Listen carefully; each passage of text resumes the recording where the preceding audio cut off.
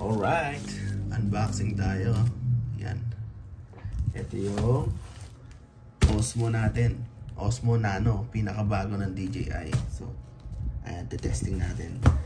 So, no video, no refund. So, make sure i-video nyo kasi medyo mahal to. Pag lalo na pag sa Shopee dating. One day lang to sa DJI official store kasi giginto lang siya. So, mabilis lang hanggang Pampanga.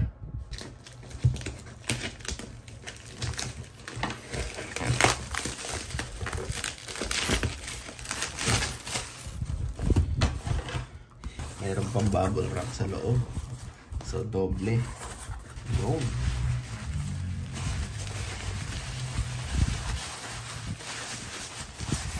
Late lang, oh. Grabe, late lang. So, ayan. Yun. Grabe, Osmo Nano.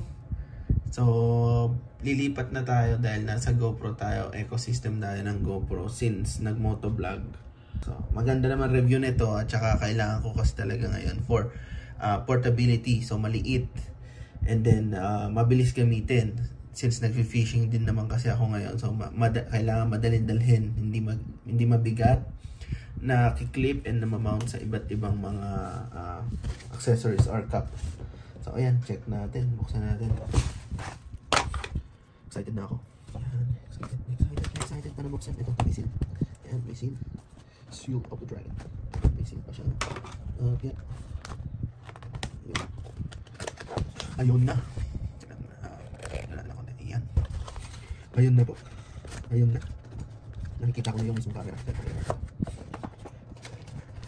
Ayan na po. Ito yung unit. Mamaya natin pakita.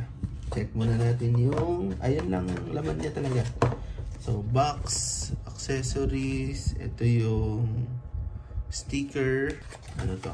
Ito yung mga accessories niya. Ito yung kinaganda nito. Ang dami agad accessories. Pagka binili mo, suction siya na mount. Ayan. Oh. Suction.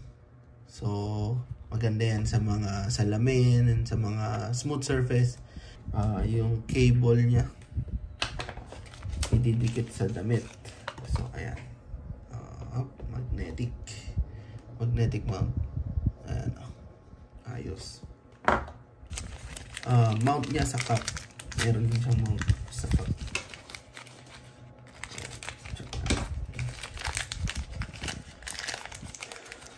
Yung, yan o, mount niya.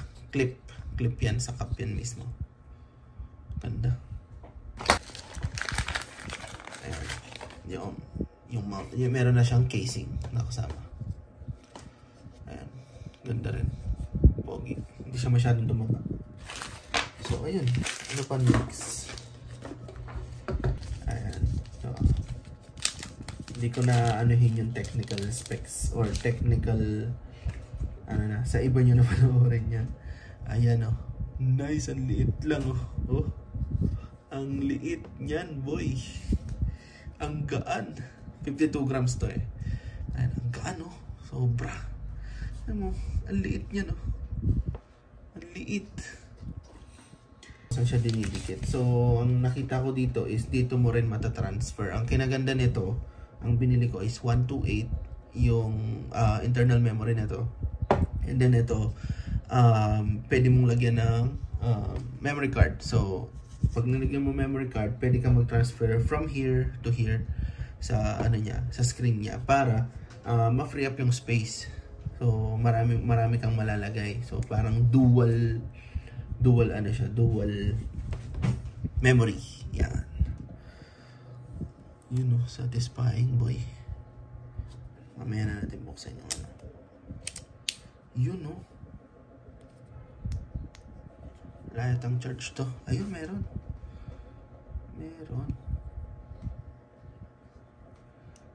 Ayan, try natin buksan. Uy, yun o.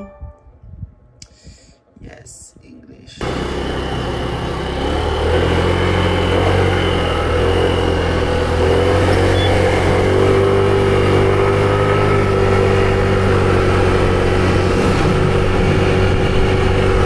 Yan o. Ang liit, grabe. Hindi ko masyado makita POV. Check natin. may POV yan dito. Ayan oh. Ayan ang maganda dito, kikita mo yung POV nya. Ayun, maganda. Maganda yung kuha oh. Saktong-sakto sa handle ng motor. Mahangin ngayon, tingnan natin kung okay ba yung hangin. Kung yung wind noise reduction niya, tingnan natin. Ayos ah. Settings natin, yung ano muna, stock 4K 30 fps. Hindi ko pa pinakialaman yung ibang settings. Ito muna yung stock settings.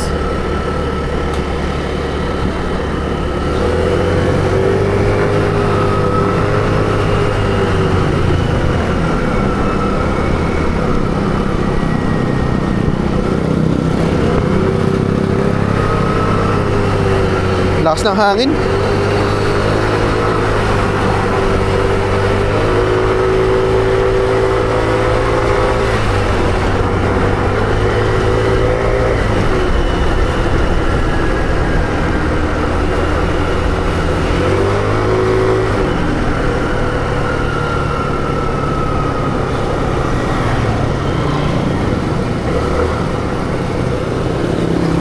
Sarap mag-fishing dun ah. Tas ng tubig. Yan, ikot natin. Sana maganda yung ano niya, audio quality niya sa mahangin. Kasi di ba, pag sa motovlogging, totok sa hangin yan. Pwede rin palang i-connect to sa mic ng DJI. So pwede hanggang dalawa. Yun yung maganda. Kung pwede mong ilagay sa loob ng helmet yun, mas okay. Pero for now, ganito lang muna. Kasi hindi naman tayo masyadong bumabiyahe na. Alright, check natin ang ano.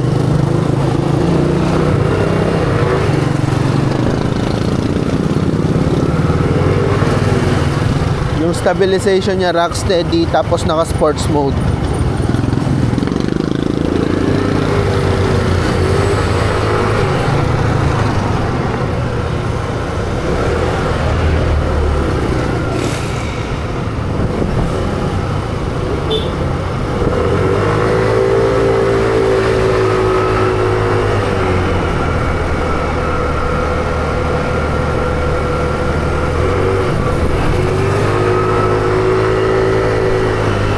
Ayos.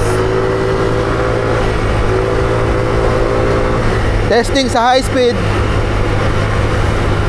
Mahangin, malakas.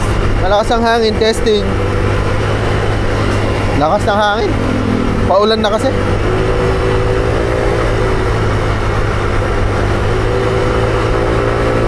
Tatakbo tayo ng 80.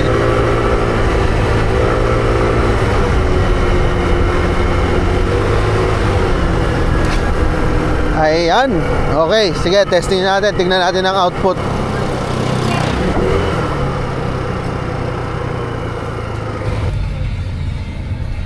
Okay, normal video mode. Osmo Nano. Jollibee muna tayo. Hindi pa naka-night, hindi pa naka-super night mode. Ano sa'yo? Burger lang. Burger.